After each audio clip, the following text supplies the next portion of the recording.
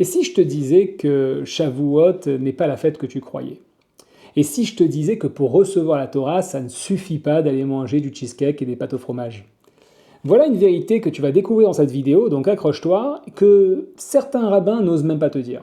Peut-être une petite observation pour commencer. Ce que j'ai remarqué, c'est qu'il y a une connexion entre Israël et Shavuot qui est très forte. Et pour la majorité des Juifs, la terre d'Israël est un objectif en soi.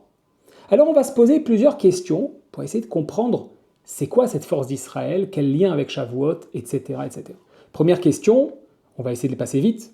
Pourquoi concernant Abraham, le premier patriarche, dans la section de l'Ech Lecha, la paracha l'Ech Lecha, il est envoyé par Dieu, il lui dit quitte ta terre, etc., pour aller vers la terre que je te montrerai. Pourquoi pas vers la terre d'Israël? Ça paraît tellement plus logique. Autre question, son petit-fils, un petit peu plus tard, qu'a-t-il fait Jacob, Yaakov, pour mériter le nom d'Israël? Lors de la sortie d'Égypte, le divin et la Torah répètent le même scénario qu'avec Abraham et ne donnent pas une direction aux Hébreux. Il leur dit d'aller vers la terre pareille, une terre. Pourtant, il devait y avoir c'était plus facile d'utiliser un Waze et de lui dire prochaine intersection, prends la 4, tu es sorti d'Égypte et tu vas vers Tel Aviv.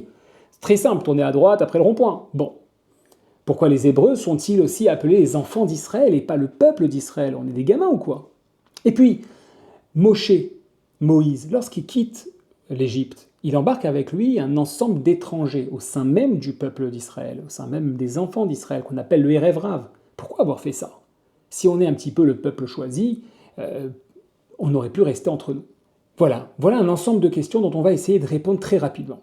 Analysons maintenant ce qui se passe, pour revenir au début, par Avraham, autant Avraham que Moshe. Si tu connais ces personnages, tu as dû voir qu'il y a beaucoup de points communs. Donc ces points communs, je vais t'en donner quelques-uns pour que tu puisses, ceux qui vont nous intéresser en tout cas.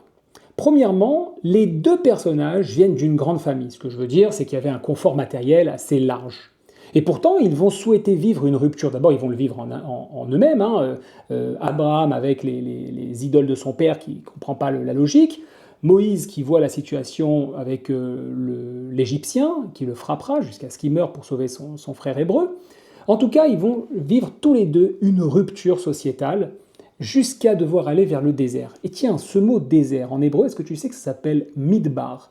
Et la racine du mot midbar en hébreu, c'est la même que davar. Davar qui est la parole, ou diber, les daber même, parler, le verbe parler.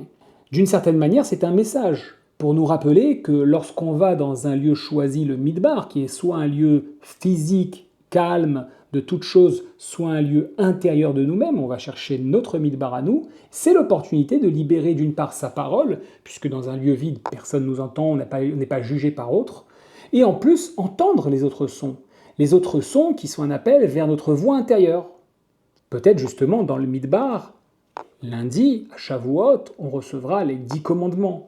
Les 10 commandements à Seret Adibrot, qui est un moment fort de Shavuot. Observe aussi comment Avraham, autant que Moshe, a risqué sa vie à cause d'un membre de sa famille. Ben oui, Avraham est dénoncé par son propre père auprès de Nimrod, et il va être jeté dans la fournaise, et qui à l'époque, Nimrod règne comme sur l'ensemble du monde civilisé, c'est noté comme ça, historiquement parlant, au même titre que Moïse, va fuir son père adoptif, Pharaon, qui lui aussi est une forme de Dieu qui vraiment règne sur l'ensemble du monde. Ils ont eu tous les deux des luttes, mais pas seulement eux. Leurs fils et petits-fils surtout, et c'est sur celui-ci qu'on va s'arrêter, Jacob, Yaakov. C'est le premier dans la Torah qui va être appelé Israël, et c'est même la première fois qu'on donnera ce nom cité Israël. Il aura ce nom, Shem, le nom qu'on peut aussi prononcer Cham, puisque dans la Torah, il n'y a pas de ponctuation, et Cham, c'est l'endroit. Israël, c'est un nom, mais c'est aussi un lieu. Un endroit où il recevra donc ce nom après avoir lutté avec l'esprit de son frère Esav. Je t'invite à regarder la vidéo que j'ai tournée à ce sujet. Et l'ange, l'esprit d'Esav, représente évidemment l'autre moi, c'est-à-dire mes contradictions. N'oublions pas qu'Esav était un frère jumeau. Regarde la vidéo, tu vas apprécier. Fait intéressant, tout cela, ça se passe la nuit, comme un rêve.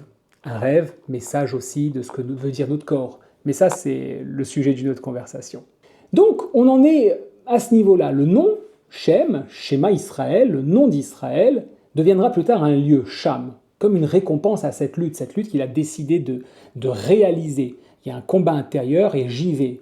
Lutte qu'on nomme en hébreu riv. Riv, on parle de Moshe et d'Abraham, ribonot ou rabotenu, le même Moshe Rabbeinu, pardon, pas Rabotenu, Rabbeinu, Moshe Rabbeinu, qui est celui qui va créer cette séparation par rapport aux croyances qu'il y a pu avoir avant. Eux deux réalisent finalement une action qui les rend orphelins de leur connaissance passée pour aller vers une nouvelle réalité, la découverte de la vérité, comme un reset de leur âme. Et Moshe alors, ça aussi c'est très intéressant, 3 lettres en hébreu, Mem, Shin, He. Mem, Shin, He. À l'envers, le nom du divin, qu'on a l'habitude d'appeler Hachem. Hachem, Moshe à l'envers donne Hachem, le nom ou l'endroit en nous, Shem, qui a créé cette lutte jusqu'à la rupture pour entendre notre voix. Léa Seret Adibrod, c'est une voix qui va sortir en disant les paroles de notre vérité intérieure. Tu vois un petit peu le travail. La semaine dernière, quand j'ai lu la parashat Béar Bechokotai, j'ai réalisé qu'elle traitait de problèmes finalement sociétal. Tu vas travailler autant et tant de jours dans la semaine, tu vas t'arrêter, tu seras béni à ce moment-là, mais surtout ce que tu ne vas pas faire, c'est de travailler la terre de telle et telle manière, etc., etc. Pour un texte qui regorge de secrets ésotériques, c'est vraiment bizarre. Ça t'a pas sauté aux yeux? Eh bien, regarde bien. Dans cet échange de paroles, dès le premier verset, c'est précisé que ça a été fait au pied de la montagne. D'abord, on est encore dans la parole. Vaïdaber Hachem el Moshe.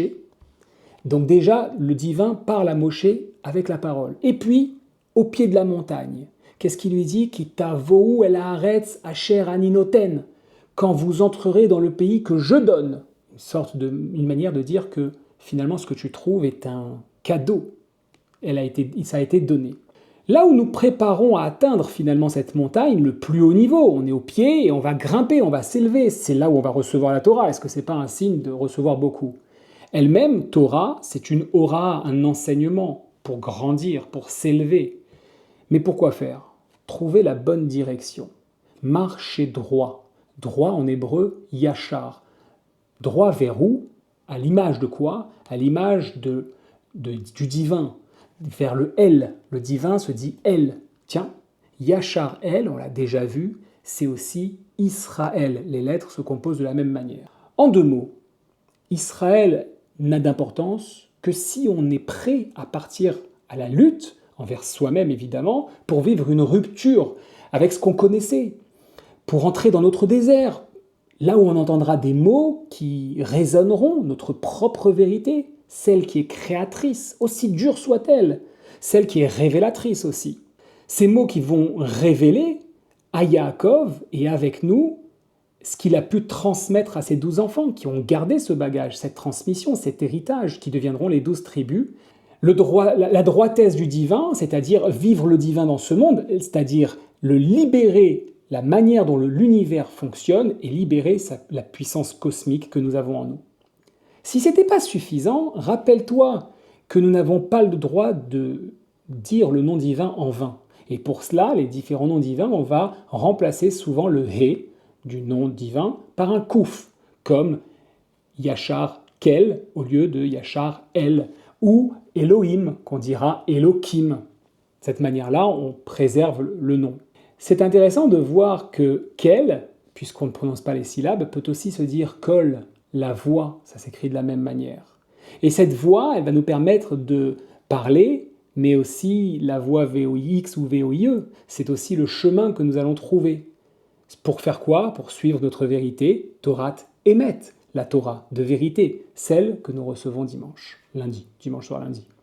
Alors maintenant que vous vous demandez pourquoi la Torah ne précise pas Israël, tout simplement car le nom qui fut donné à Yaakov, elle est une récompense du chemin parcouru, de la capacité à aller partir dans une lutte envers soi-même. On se cache souvent la face, on ne veut pas voir la vérité. C'est pour sortir de notre réalité que Yaakov nous donne cette leçon, que Moshe la fera aussi. Notre réalité est fausse évidemment, notre matrice, sortir de cela. Pourquoi les Hébreux sont appelés les enfants d'Israël et non pas le peuple d'Israël? Car Israël c'est un héritage, c'est un apprentissage pour rencontrer le divin et vivre avec lui au quotidien, avant même d'être un simple titre ou un simple pays. Pour vivre en terre d'Israël, Il faut réaliser un travail que nous réalisons ces 50 jours entre la sortie d'Égypte et Shavuot. Un travail qui permet de le mériter, de mériter cette terre.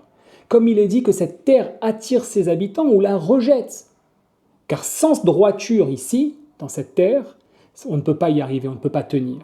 Ça me fait penser à mon amie Nathalie, qui, après avoir eu une expérience très enrichissante et successful en France, a décidé de s'investir pleinement en Israël et m'avait dit « j'ai dû mettre de côté, rejeter tout ce que je connaissais pour découvrir un nouveau mode ». C'est ça vivre Israël. Enfin, pourquoi Moshe a accepté le Erev Rav, un ensemble d'étrangers? Tiens, tu vois, là aussi c'est intéressant. Si on divise le nom en deux, Erev, c'est la veille, le soir, la veille au lendemain. Rive, on a dit, c'est la rupture, c'est la lutte, comme pour nous prévenir que l'Erev Rav se préparait à nous faire vivre une rupture.